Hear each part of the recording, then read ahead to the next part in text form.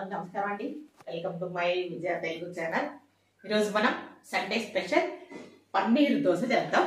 అంటే మా పిల్లలు ఈరోజు సండే కదా దోశ చేయమన్నారు. అంటే సండే అంటే స్పెషల్గా ఉండాలని సరే రోజు ఒకే దోశ ఎందుకు ఈరోజు వెరైటీగా పన్నీర్ దోశ చేద్దాం అనుకొని నేను పన్నీర్ తెప్పించాను ఈరోజు. ఓకే, పన్నీర్ దోశకు కావాల్సిన పదార్థాలు చూడండి. కారం, చాట్ మసాలా, ధనియా పౌడరు, కొంచెం జీలకర్ర, తర్వాత సాల్ట్, కొన్ని ఆనియన్స్ అన్నీ నేను కొన్ని వేస్తాను. ఇప్పుడు మనం పాన్ పెట్టుకొని స్టవ్ వెలిగించుకొని ఇందులో ఆయిల్ పోయాలి. ముందుగా పన్నీర్ కర్రీ ప్రిపేర్ చేసుకోవాలన్నమాట మనము. అండ్ దానికి దోశ పైన దాన్ని పైన వేస్తే టేస్ట్ బాగుంటుంది. ఇలా పన్నీర్ని మనము స్టఫ్ లాగా అంటే అవన్నీ వేసి చేసుకోవడానికి బాగుంటుంది అనమాట. ఓకే, ఇప్పుడు ఆయిల్ వేడయ్యాక ఇందులో మనం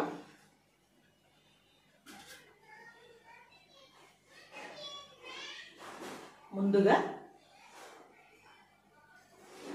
జీరా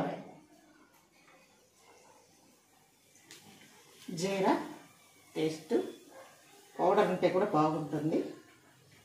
అది డైజెషన్కి మంచిది, ఆరోగ్యానికి కూడా. ధనియాలు, జీలకర్ర మనం ఖచ్చితంగా మన వంటల్లో ఉండేటట్లు చూసుకుంటే మంచిది. ఇందులో కరివేపాకు, కొత్తిమీర కూడా వేసుకోవచ్చు. చివరిలో వేద్దాం.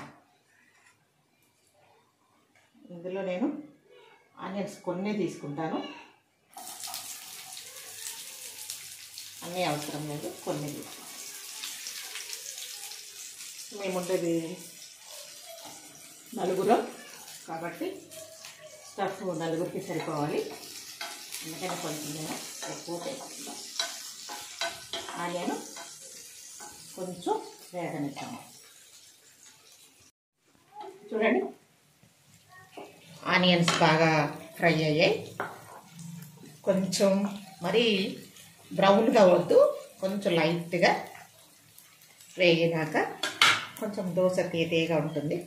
ఇప్పుడు మనం కొంచెం ఇందులో కరివేపాకు వేసుకుందాం, బాగుంటుంది టేస్ట్కి. కొత్తిమీర కూడా వేసుకుందాం దించేటప్పుడు. ఓకే,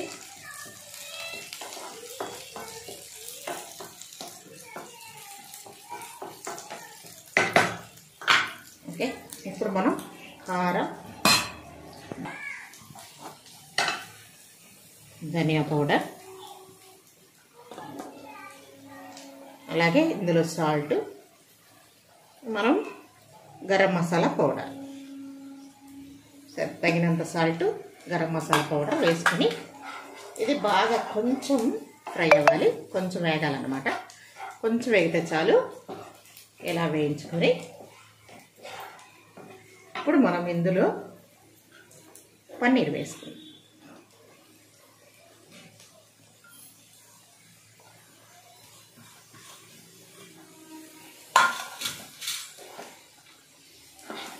అన్నీ తొందరగా మనం టైంకి దగ్గర పెట్టుకుంటే టైం ప్రాసెస్ ల్యాగ్ ఉండదు, తొందరగా అయిపోతుంది. కాబట్టి కొంచెం ఆయిల్ ఎక్కువ కావాలనుకున్న వాళ్ళు వేసుకోవచ్చు. నేనైతే కొంచెం సరిపోద్ది అనుకొని నేను వేసుకున్నా. మా పిల్లలు ఎక్కువ ఆయిల్ తినరు, అందువల్ల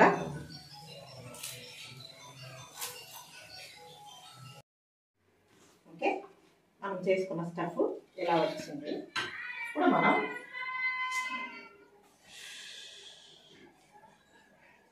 ఇప్పుడు మనం దోశ కూరకు పాన్ పెట్టుకొని పాన్ వేడయ్యాక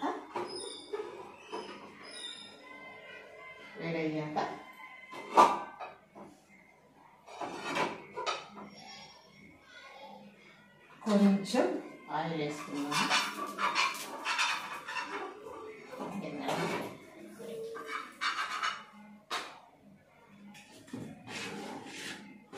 దోశ బ్యాటర్ని ఇలా మనము కావాల్సిన దోశ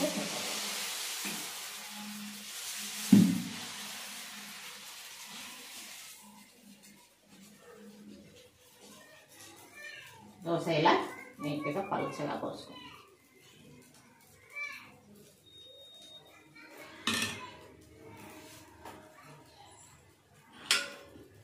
ఇప్పుడు మనం దోశ పైన నెయ్యి వేసుకుందాం.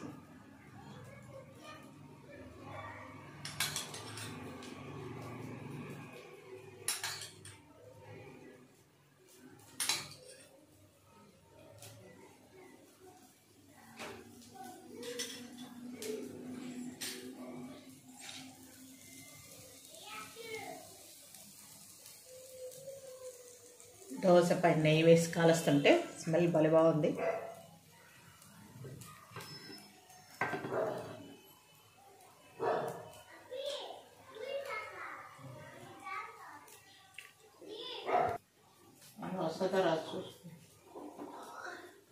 చూడండి, ఇలా దోశని మనము ఎర్రగా కాల్చుకున్నాక ఒక్కసారి మళ్ళీ మనము రివర్స్ ఇలా కాల్చుకోవాలి. నీట్గా కాలిన తర్వాత మనము పన్నీర్ మసాలా వేయాలి.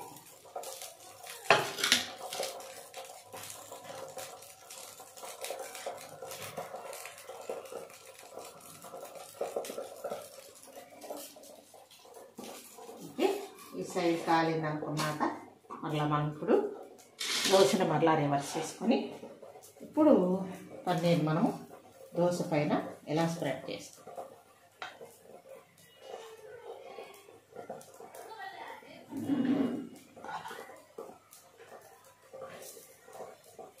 ఆనియన్ ఇంకా బ్రౌన్గా వేయించుకోవాలనుకున్న వాళ్ళు వేయించుకోవచ్చు.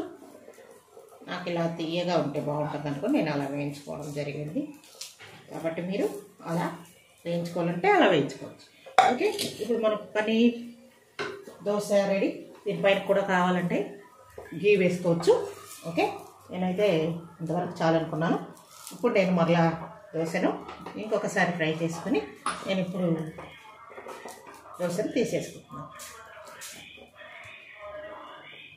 ఓకే, ఇప్పుడు నేను వేడివేడిగా పన్నీర్ దోశ సర్వ్ చేస్తాను. దీన్ని ఎలా ఉందో టేస్ట్ చేద్దాం. ఓకే, చూడండి, స్టఫ్ ఇలా అయింది. దోశ ఎలా వచ్చింది, పొగలు పొగలుగా బాగుంది. నేను కొంచెం టేస్ట్ చూసి ఎలా ఉందో మీకు చెప్తాను. ఎలా ఉందో టేస్ట్.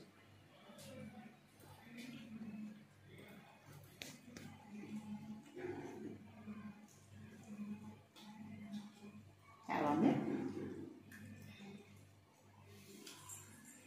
టేస్ట్ అది చాలా సూపర్గా ఉంది. కారం అంతా సరిపోయింది.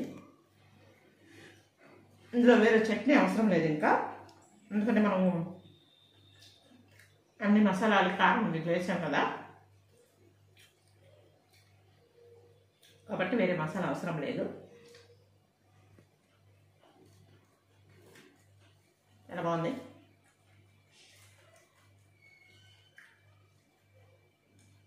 కరకరలాడుతూ వేడివేడిగా పన్నీరు వేగి ఫ్రై అయింది కదా పన్నీర్ బాగా. చాలా బాగుంది.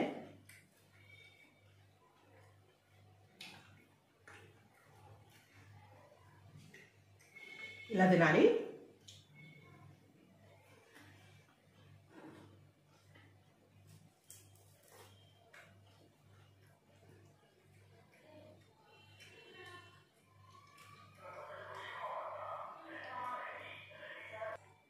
ఓకే,